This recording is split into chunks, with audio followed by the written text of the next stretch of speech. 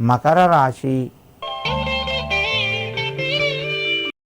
ఈ రాశి వారికి రోజు కొంత కలిసి వచ్చినట్టుగా చెప్పుకోవచ్చును. ప్రయత్నాలు ఫలిస్తాయి. ఆర్థిక పరంగా కొంత అనుకూలంగా ఉంటుంది. రుణ ఒత్తిడి తగ్గుతూ ఉంటుంది. భూ వ్యవహారాలకు సంబంధించిన పనులు ముందుకు వెళ్తాయి. కుటుంబ సభ్యుల యొక్క సహకారం ఉంటుంది. వ్యాపార రంగం లోపల కొంత కలిసి వస్తుంది. మకర రాశి వారు ఈరోజు లక్ష్మీ అష్టకాన్ని చదువుకుంటూ వెంకటేశ్వర స్వామికి తులసీ దళాలు సమర్పించండి. మీకు మరింత శుభయోగం కలుగుతూ ఉంటుంది. కుంభరాశి. ఈ రాశి వారికి రోజు మధ్యమ స్థాయిగా ఉంది. ప్రయత్నాలు మెల్లగా ముందుకు వెళ్తాయి. మిత్రులతోని కొంత జాగ్రత్తగా ఉండండి. బంధువుల ద్వారా శుభవార్తను వింటారు.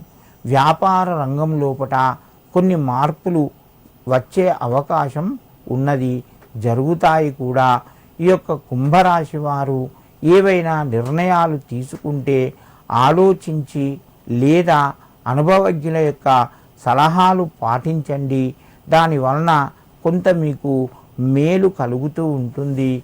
ఈ రాశివారు ఈరోజు శని కవచాన్ని చదువుకోవడం వలన మరింత శుభయోగం పొందుతారు.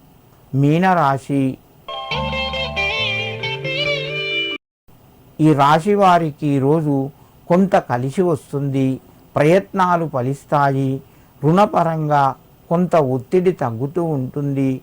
కొత్త అవకాశాలు మీ ముందుకు వస్తాయి.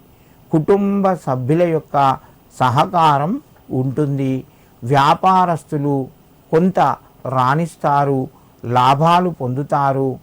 ఏవైనా శుభకార్యాలకు సంబంధించిన పనులు ఉంటే ఈరోజు వాయిదా వేసుకోవడం మంచిది.